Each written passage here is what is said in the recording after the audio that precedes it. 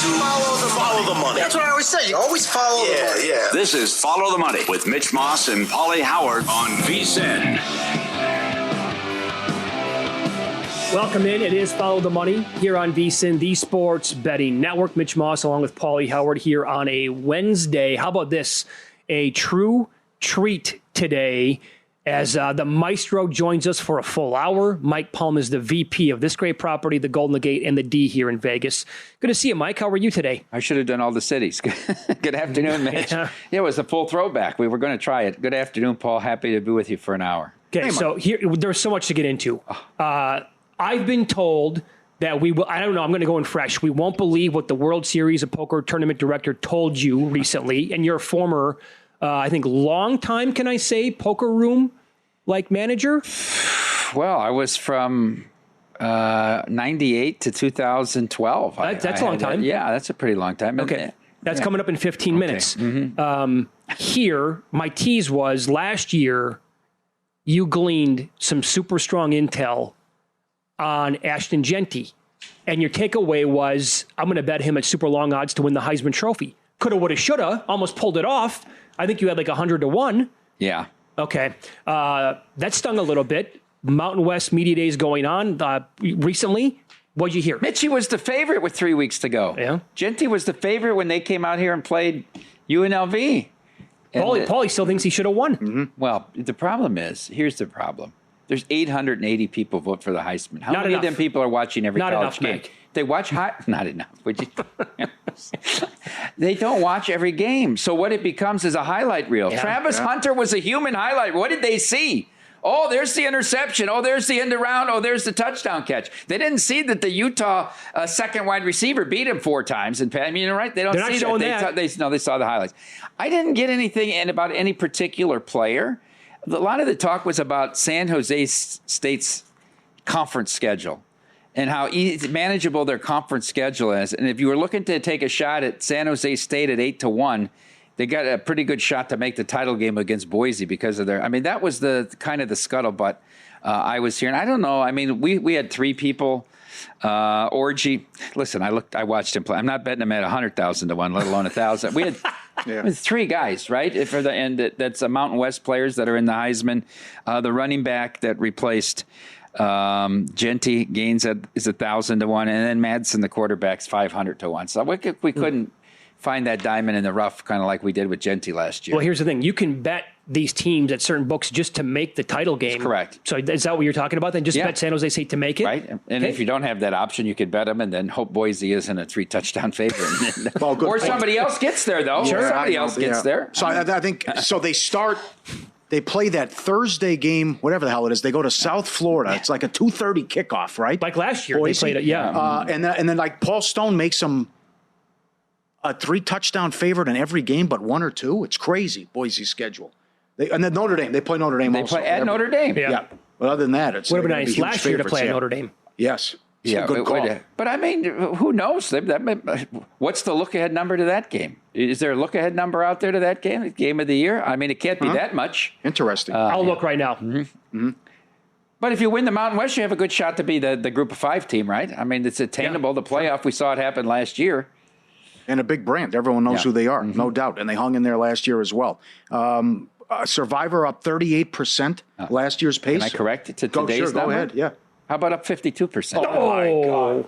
Come on. Last year on this day, we hit 2,000. We're over 3,000 now. If you extrapolate these numbers now, you might not be able to be up 50% the last 4 days because you're doing over 1,000 a day. There's capacity issues, right? Oh, sure. But if you strictly extrapolate these numbers, Mitch, 2.1 million, 21 million, I mean. 21. Well, if you go up 52% from 14, you're over 21. Most people wait till last second. I think slowly it's becoming a pick'em 20 million in this pool. It's becoming a pick'em. I think it's become. I said 18.3 was my over/under. I got to move that to 19 right now. Oh boy! You know what's so good about this? So smart, Derek. You guys always thinking right to do the summer special, right, and promote the daylights out of that. 2 nights, $400 with the food credit, the beverage credit. Do you want to know how many people we have met in the last 3 weeks, 4 weeks, whatever, who have waited before the show or after the show to say, hey, guys, I came out here in the summer special. I'm signing up for how many ever contests? We should have made it as simple and all in beyond the glass. Maybe that way. Anyhow, the 1,700 emails conversion rate was low. I end up, it's supposed to be a 15-minute interview today. I don't know if you walked by while I was doing this. I was there, yeah. Did you talk to those people? From the BBC? BBC? I did 45 minutes. Really? 45 minutes with this crew from the BBC. And this is all about the contests? No, not okay. about the contest at all. It was about the rise of sports gambling in America and how it's affected Las Vegas. Okay, all right. Specifically, and then there was some side issues and about downtown, how downtown's done and what we were aiming to do here and all this. So it was interesting. She's an Arsenal fan, so I really boy. I didn't have much empathy for her. Arteta, please. But a guy comes up. He was standing there waiting, like right after you were there. And he comes up, shakes my hand. He said, I just want to introduce myself. Oh, from Toronto. Another blast. Toronto. Yeah. The guy's from Toronto here for the all-in package, right? And I said, we used to get so many Canadians back in the day, right? Because they all watched your show. It was on nationally there. But he said, yeah, I love this all-in deal, and the numbers just keep going through the roof. Good call. We miss Canada. No doubt about it. So update your Grandissimo now. 8. We had 2. I want to go back to Survivor. Okay. We did 100 entries on a Tuesday in July yesterday. Wow. 100 Damn. entries. That's more than the whole Westgate College contest so far. But anyhow, on a Tuesday in July before, we'd say, 25. That's a pretty 25. good day. We did 100. 8 now. 2 more yesterday in the Grandissimo. Well, are more... One here and one at Silverton. Well, you were high before this thing even got underway, 30s, though. 30s. Sure. Yeah. Do you think proxy services, how many of them are there now, by the way? Well, I don't know. I mean, you got the Thule Iscos and some of the offshoot. I think there are 4 or 5 major ones, but there's if you actually go through everybody's, you could probably find 30 different people that proxy for more than one person. Here's my prediction then this year. I mean, if you're doing 1,000 a day in the final week leading up to the season, they're going to have to expand. They're going to have to bring more people in for help, or proxy services are going to just bloom out of nowhere and say, okay, I got to do this. I got to help people out because what you said, capacity. I had one proxy who was running around town and meeting people at different books. Went to the Silverton, went to the Pass, came back here, did one, right? Because, people are all over now. So it's very interesting. The signups up north, even though we didn't do that weekend up in Sparks like we did the last couple of years because it wasn't a big hit, they're still pacing up there as well. Okay. So. All right. We were in the blackjack tournament here, mid-season all-star break in Major League Baseball. 16 people get invited to it. One person from the VSiN table would advance. Pauly, I got knocked out first. Then I think it was Humans and Pauly. Dave Ross made it from the morning show, so he was in the draft. And everybody who makes it to the draft, they're going to get a future ticket on one team to win the World Series. And it's once that team is selected, boom, you can't take another one. So the highest chip count goes first. The guy who won it, he's awesome. He's had a lot of success recently playing in these tournaments. He took the Yankees first overall. I was surprised by that. Yeah. That was maybe the biggest surprise of the draft for me. The Yankees go first. You would have taken who? I would have taken the Brewers. I still believe in the Brewers, Mitch. I mean, at 22-1, I mean, there's still the market really doesn't believe in the Brewers or the Cubs. No, they don't. They're just hanging out there, and I keep looking at this Dodger team and saying there's something wrong here. I agree. Davey Roberts is yelling at his assistants. Kershaw goes off on the interviewer after the game. Something's amiss in that clubhouse. Right. It's not just that they're bored with the regular season and winning every day. There's something wrong there. I think you're right with that. I know we say it, lad, they didn't have any pitching, but I think there's something wrong there. Yeah. Well, how much concern now for you personally, because you were recently firing on the Brewers at big numbers to win the National League. After last night, they pulled the Miz after what? He got hit by a line drive as well. No, he did. Yeah, but they have a plan now. But Pat Murphy's talking about moving him to the bullpen. And it's really funny because I was on with Jensen and Dave yesterday because we made the big announcement about the book opening in Kentucky and Dave Ross is moving to White House, Tennessee.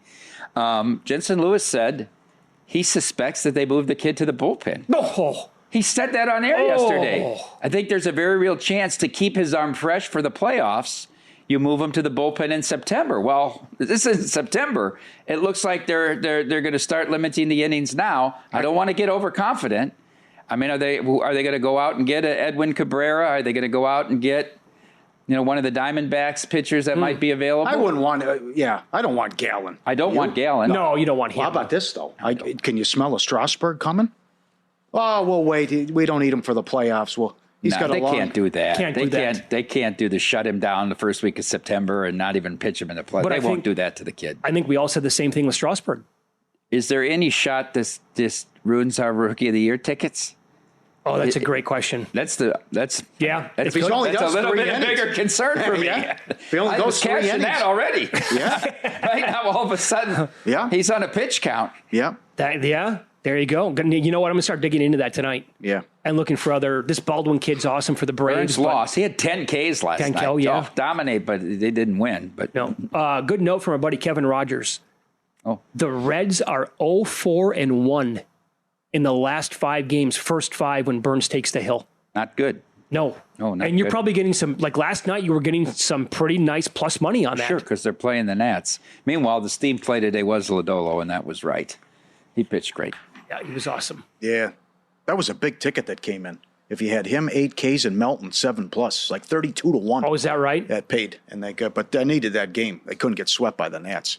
Had to have that one. The Nats, you see this? boy. We're going to do this a little bit later on. Jeff Passan wrote a story today at ESPN.com.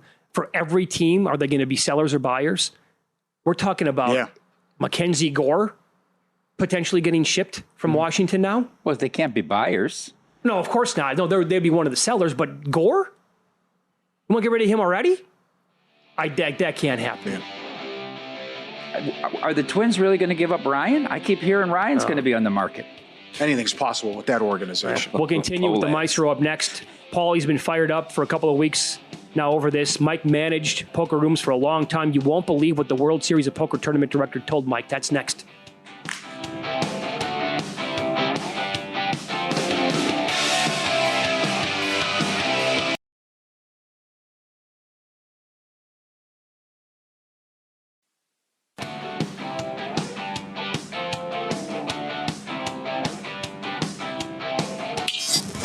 This is Follow the Money on VSiN. Live baseball, Houston now on top of the Diamondbacks 2-1. They were just higher than $2 to come back and win this game. And so they lead 2-1 right now as they play in the top of the 6th. And the Brew Crew on top of Seattle 7-2 in this game. I know that Priester from Milwaukee was a very popular K-prop today, over 4.5. He now has 5 Ks, but they roughed up Luis Castillo today over 5 innings. As we continue here with the Maestro, Mike Palm, VP of Circle Las Vegas. You were asking about a Game of the Year number that might be posted for Boise State and Notre Dame. They play in South Bend October 4th. You guys want to take a stab at it? I'll let Pauly go first. DraftKings. 9.5. I'm going to go higher than 9.5. Can I go higher than 9.5? do whatever. 13.5. It's 16.5. That's pretty strong. DK does not have a total. FanDuel has 53.5. Okay. Pretty strong. Interesting. It's a big number. Good game. That line might move a lot. If you have a strong opinion on one of those teams, you might get that number now. If you Sure. have a strong opinion on Boise, if they're that good, they're not going to be getting more than 14. Yeah. Good. So this was the last day before he went on vacation. I brought up Kasuf and how speech play, and he was making a deep run again in the main event. And then I said, I'm going to dip my toe in the water here. And I thought how he was treated by the staff in the World Series of Poker was a disgrace. He won $300,000. He was penalized numerous times, and he was they called the clock on him. They colluded. The table kept calling the clock on him, 5-10 seconds. They're playing, as I tweeted, they're playing for $10 million.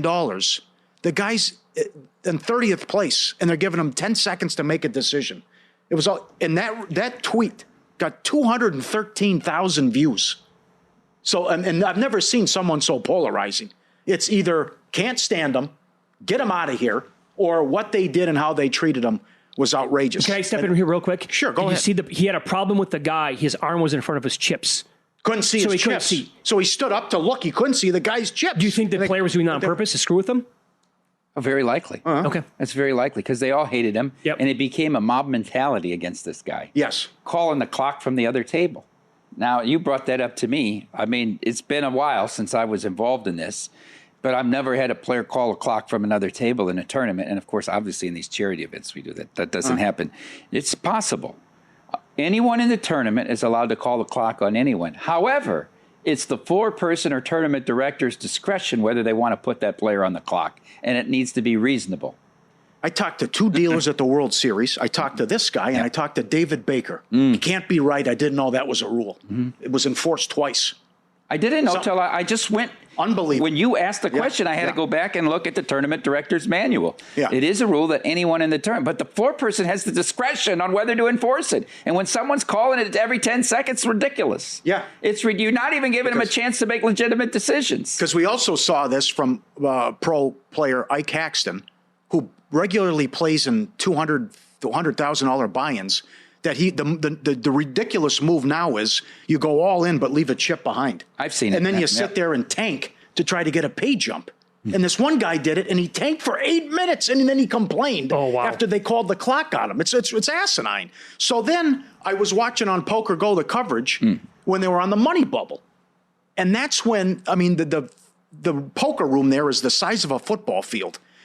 And Jack Effel's the only guy who has to get on the mic and then go hand for hand and now play it down. He's yelling at a deal. You're going so fast. Even the guys on Poker Go are like, there's got to be a better way to do this. Do you have to follow him with all the cameras from point A to point B? This is ridiculous. Give someone else a microphone. What are you doing? Explain who Jack is. Jack runs the tournament. He's the poker director, runs the World Series. And then he was the guy who then came in heavy-handed. If you talk to me again, you're banned. If you follow me, you're banned. How he treated Kasuf. So some background here on Jack, though. This is Mike Palm's resume.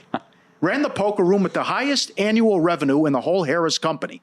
I was corporate training for high-level executives, traveled to teach classes on leadership. I won 2 chairman's awards for customer service. You interviewed for a job with Jack. How'd it go? Yeah. So let's get a little more background to the story. It's the years, I believe, 2002, and I'm running the poker room at Harris in East Chicago, Northwest Indiana. We had a 16-table room, very high revenue, highest revenue for table.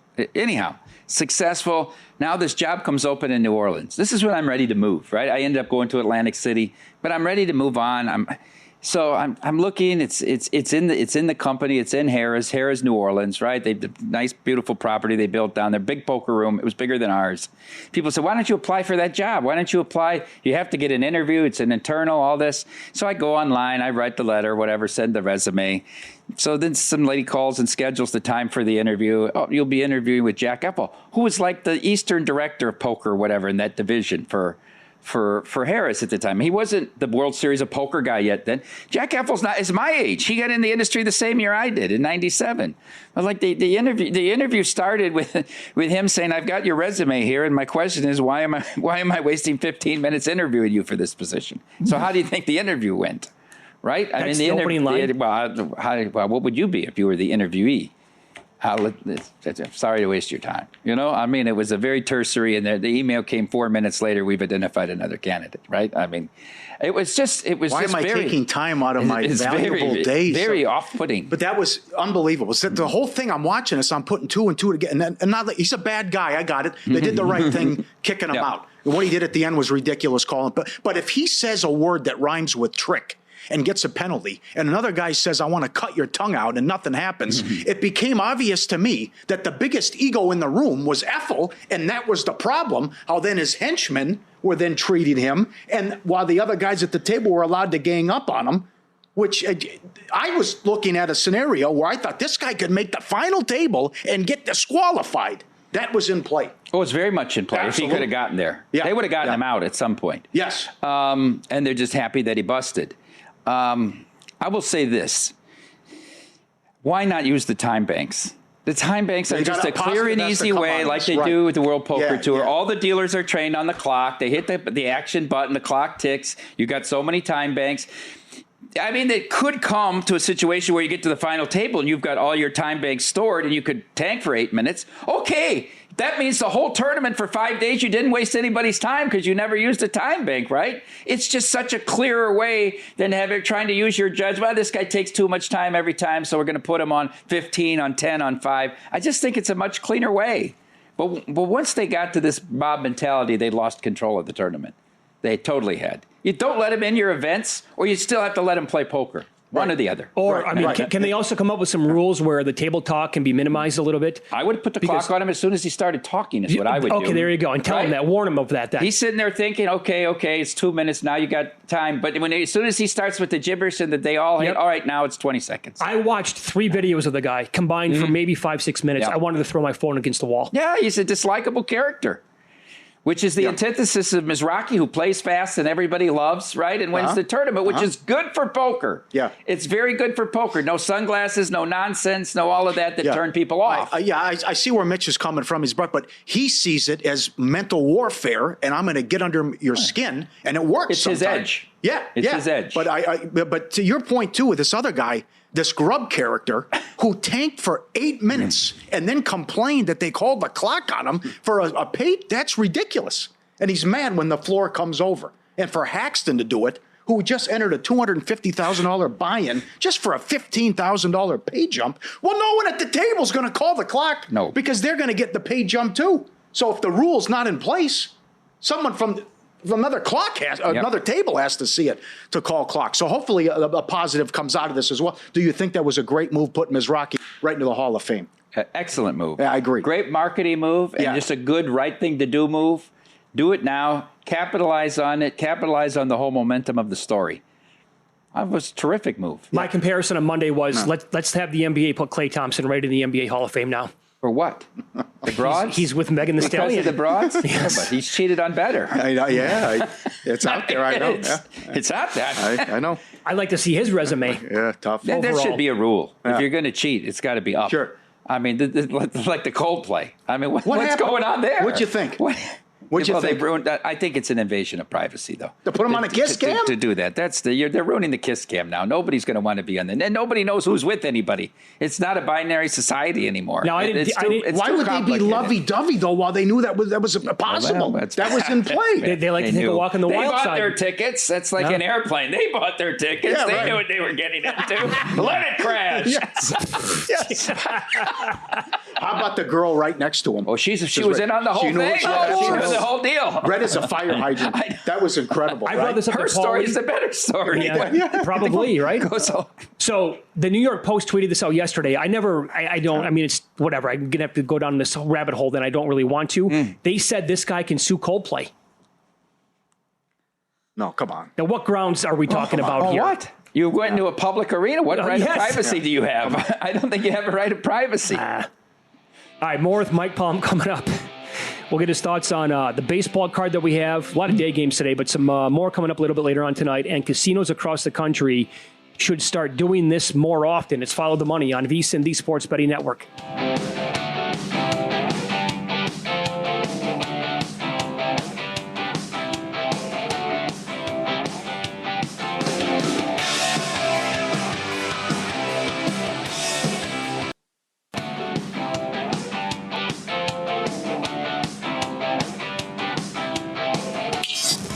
This is Follow the Money on VSiN. Welcome back. We continue here with the maestro, Mike Palm, VP, Circle Las Vegas, the D and the Golden Gate, in for a full hour today. We'll get some of his, if he has a best bet tonight, Major League Baseball coming up. We talked about this a little bit yesterday with Derek Stevens. You guys, for people who don't know, like this time of year in Las Vegas is generally quite slow, right? It can get to 115, 120. It's not exactly like people are planning week-long vacations to bring their family to Las Vegas during this time. Where is it? Does it compare to like middle of December for slowest time of the entire year? Oh, that's the slowest. Yeah, Between that's number rodeo one. and Christmas is absolutely the slowest. There's no comparison. Okay. That's all on its own. And then mid-July to mid-August is then the next slowest period. Okay. But so again, you guys are always thinking. The wheels are always in motion here, coming up with different ideas that we can put together to get butts in the seats, and you absolutely killed it over the weekend.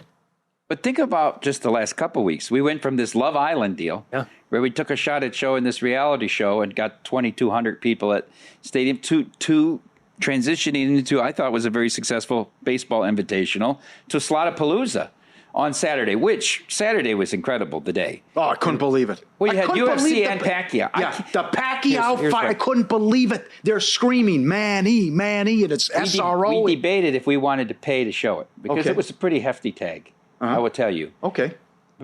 you can't estimate or underestimate how much he's loved in this town, right? Pacquiao.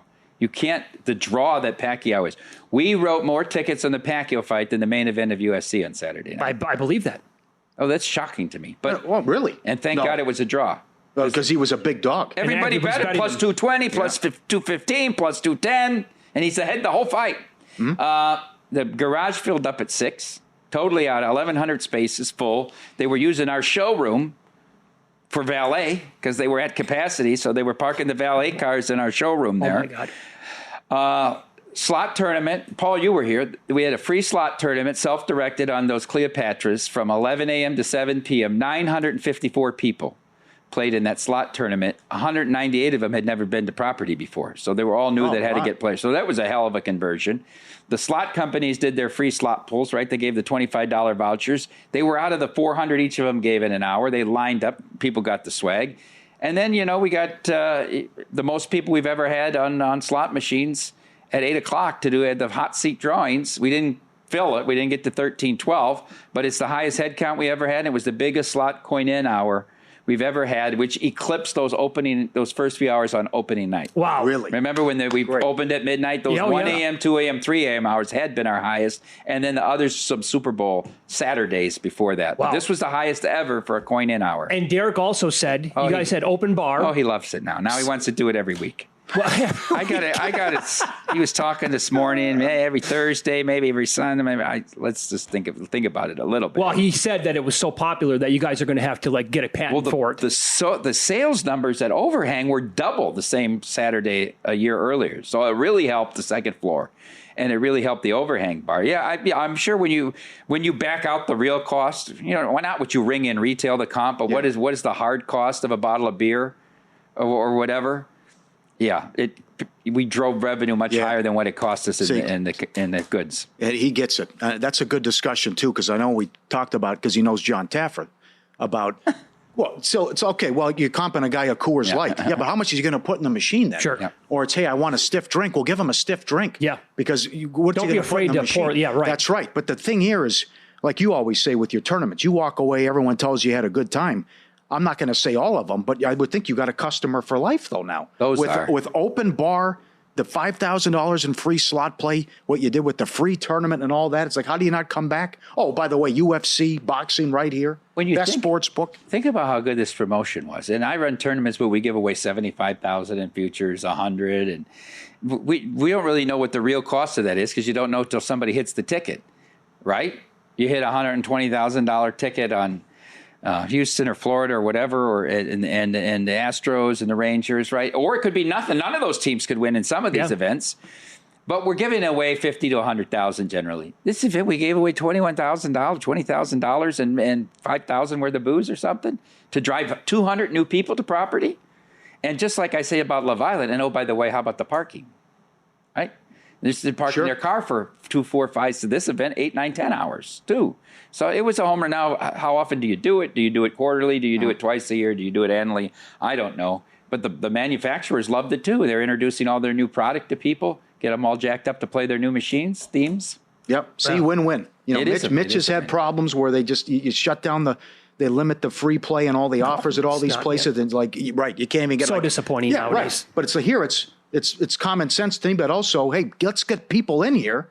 I'm not saying if you go crazy with the open bar or anything, but actually how we did it. 2 hours. I mean, it was 2 hours. Yeah. Yeah, and then they're going to stick around because they're feeling pretty good and say, okay, now let's fire up some more. Well, yeah. And hence that's why that hour And then at 9 o'clock, they bought their rounds. Yeah, right. Where they wouldn't have been here before. The one round they bought covered whatever they drank in the 2 hours. Think about that. Yeah. Because it's fair enough. 4X. The hard cost. Sure, and it's standing room only, I'm guessing. So you're not exactly whacking out a drink every 8 minutes. This bar up here I stayed on the second floor for the 8 o'clock. I wanted to be up there. And I was like, because Derek gave a 3-minute speech. And I'm like, how's he going to time this? Are you going to interrupt Jimmy Lennon introducing Pacquiao, right? You got to thread the needle between a UFC fight ending and a little lull in the Pacquiao intro, right? Which he did. But I stayed on the second floor. That crowd around that bar, it was as deep as a Super Bowl Sunday. They were 4 or 5 deep around the overhead. Yeah, so this goes for more than just Las Vegas because, again, it's the dead time of year, along with the Christmas weeks that you talked about leading into it anyway. Yeah. Casinos should be doing this across the country. Should they not? Like on a regular basis? You know, the destination markets are a little different than your local markets, right? Because they're drive-in and local players, whereas let's face it, here, you do local promotions when it's hard to get people to fly in for reasons, but you also have to get the out-of-market business, right? You have to have people that have a budget that are buying plane tickets and spending money to come out here. So if you can get them here, you know that there's a reasonable wallet for these people. So everything you can do. The all-in really took off this year. I know we mentioned it earlier. The simplicity of what becomes hidden charges in life that people hate, right? Yep. I know when I go book a hotel room, if I think I'm paying $249 for 4 nights, I'm probably paying closer to $400. Yep. Because, oh, by the way, if you have a car, or if you don't have a car, they charge you a parking fee. Oh, by the way, there's this tax, there's a city tax, there's an entertainment tax, there's a sanitation tax, there's a this, there's a that. Mm-hmm. Just give me the number. Give me a flat number. I want to know right away, right before. Yes, no, I don't want any jokes going on. Nothing that's going to, sucker punch me at the very end of it. Just tell me immediately. The guy we met from Toronto said, I just spent 3 hours laying in the sun watching and betting baseball out at Stadium Swim because you get the day bed as part of the package. Now, how about this? Coming up in a few weeks out here in August, Bet Bash is going on. Ooh. Sports Bettors Convention, right? Yeah. The only one in the country. It's gotten bigger every single year. Are you involved? I host the Hall of Fame dinner on the Friday night. So this year there are 6 people going in. So as the first 2 years, it was 10, which is the max, and it's half living, half past. 10, and now there's 6 this year. So that's a fun part of it. And then I think they have like 30 different panels over the 3 days this year, which are always entertaining. He's expanded it a lot, and they're all kind of different topics. So for whatever you're looking for, every hour in 5 different rooms, there's a different panel, and you can kind of pick your schedule and attend. And then there's a lot of networking. Like I say, it's speed dating, but they do this thing where you spend 2 minutes and then you move to your right or your left, and you're meeting different people in the industry. And your panel is the 21st through the 25th? Oh, yeah, my panel. You got Mike Pritchard and Chuck Edel? What about Chuck Edel? I heard he was just on. He was on, yes. Yeah. But somebody emailed me, and they said he's becoming like Bruce Marshall with the outdated photo. Can we get an up? I said, Chuck Edel doesn't change, though. He's looked the same for 20 years. Fair enough. Yeah. Chuck Edel's on the panel, everybody. That's awesome. Good job. Huh? That'll be a huge draw. Right?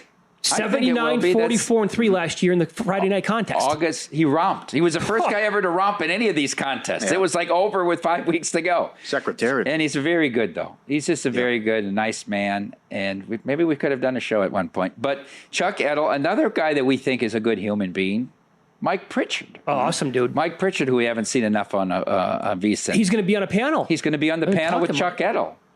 So excited about that.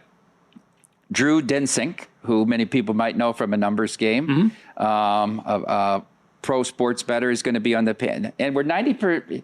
The last spot is one of the other. And we're working with Matt Ryan's people. Matt Ryan that played at Boston College. And the Falcons. And authored the Patriots' great comeback in the Super Bowl. Matt Ryan, if we can lock him down. If not, Sam Monson from Pro Football Focus was a very good analytics guy who was on VSiN in the afternoon. So strong panel again this year. We've never repeated anybody. That's a great panel. I said to Paul, we've come a long way from Mitch and Humans and Gil and Paul Stone in year one. You remember year one on the 12th floor at the ballroom? Yeah, a long ways. A long ways. It's gotten better over the years. Good job, Mike. All right, let's follow the money here on VSiN, the Sports Betting Network. Mike Palmer, our guest. I like to call him the Maestro, VP of Circa Las Vegas, the Golden Gate, and the D here in downtown. Up next, what the NFL Union is doing to their membership. You cannot be serious, and a bet or two. We want to try to pull out a mic on the baseball card tonight, coming up next.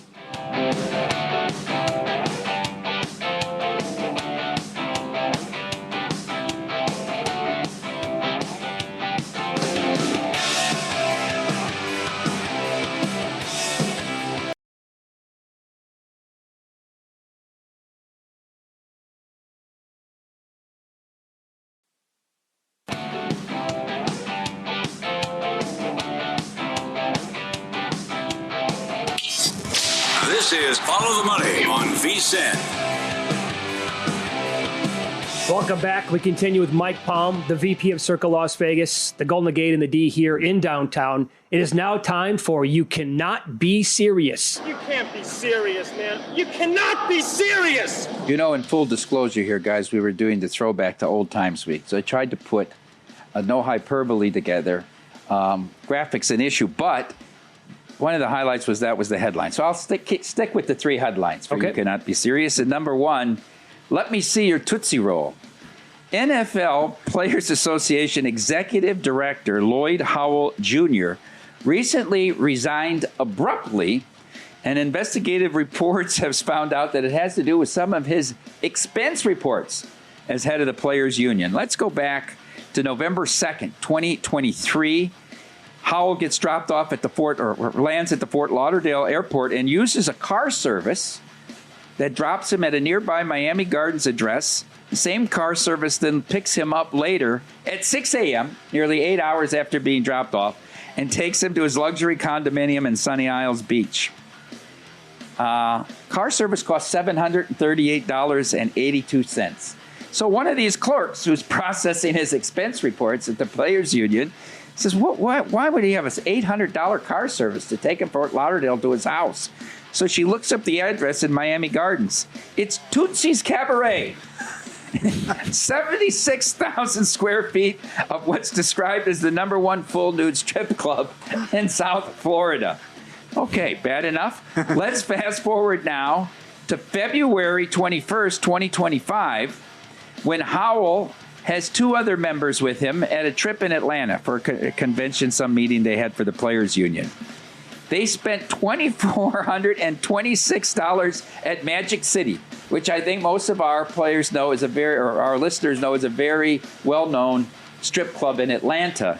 $2,426, which includes ATM withdrawals, payment for 2 VIP rooms, and plenty of Blue Will lemon pepper barbecue chicken wings. On his expense report, Howell cited a player engagement event to support and grow our union. I'm sure some of the members did grow that night. Lloyd Howell Jr.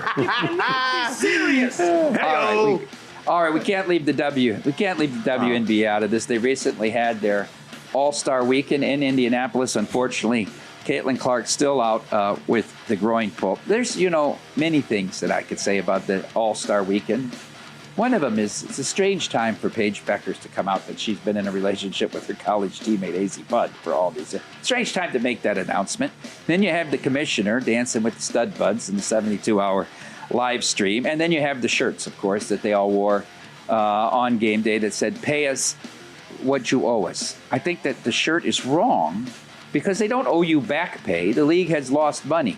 What they owe you is future pay with a $200 million TV deal, not a $30 million TV deal, and franchises that are now valued from $2 million to $75 million to $150 million. Okay, so pay us like you'll owe us, which is, of course, the Jay-Z lyric. I want to talk about, though, Disney and ESPN's coverage of this event. Here was the headlines, and the suspicion was, remember when Clark went out for 2 weeks the first time with her injury, viewership was down 52% across the league, not just Beaver games.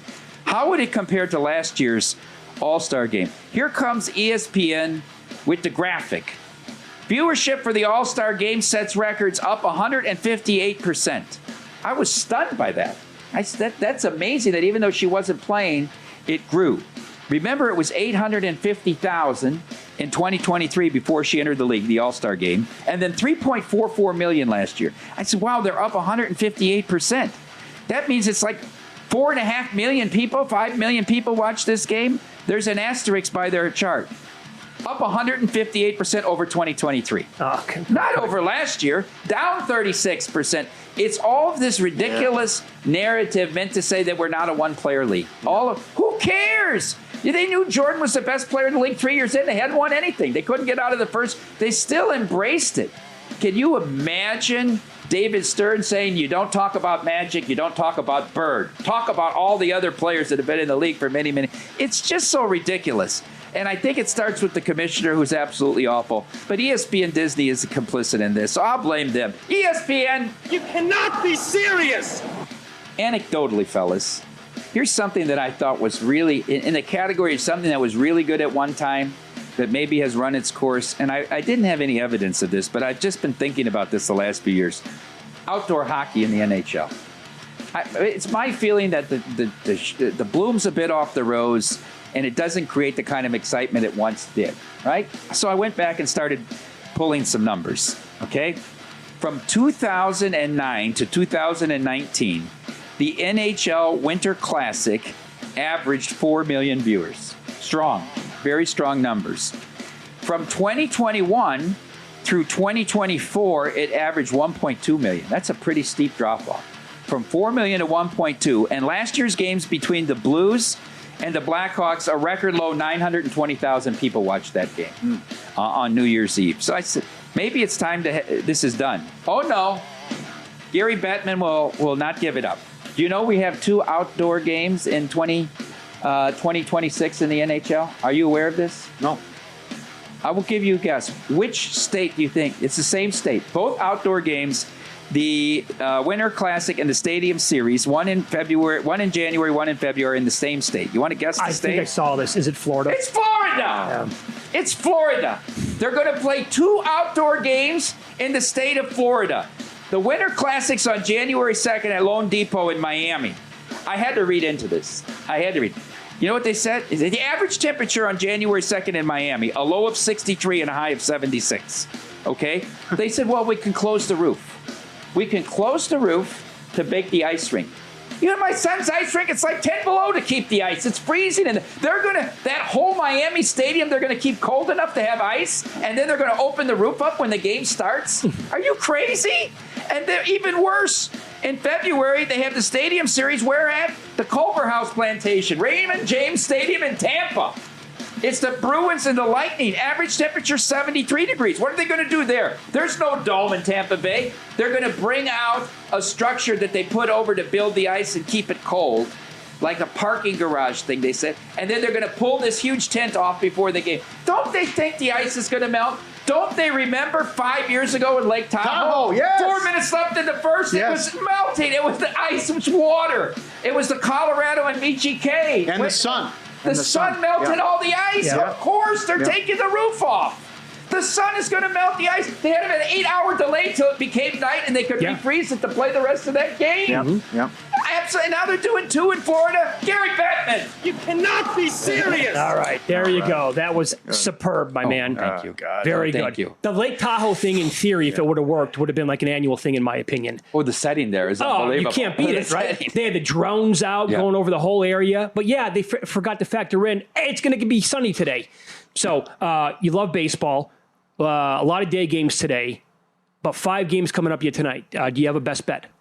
I haven't played this yet, but and I'm an unders player at heart, as you know. But I took a hard look at the Orioles Guardians game. Under 4.5 first 5. I've been really impressed with Ciccone. I think this kid is very good. He's been solid. And, yeah, I think Eflin, you always know what you're going to get out of Eflin. He's not going to give up big innings and stuff like that. So I'd lean under 4.5 there. I've told people, I play this Lugo, and I've only lost twice this year. Lugo over 17.5 outs. Every game. Just automatic. He doesn't even have to be sharp, but they let him throw 100 pitches. They do. So if you can get to 6 innings. That's impressive that he did it today in Wrigley against the Cubs offense. Yeah.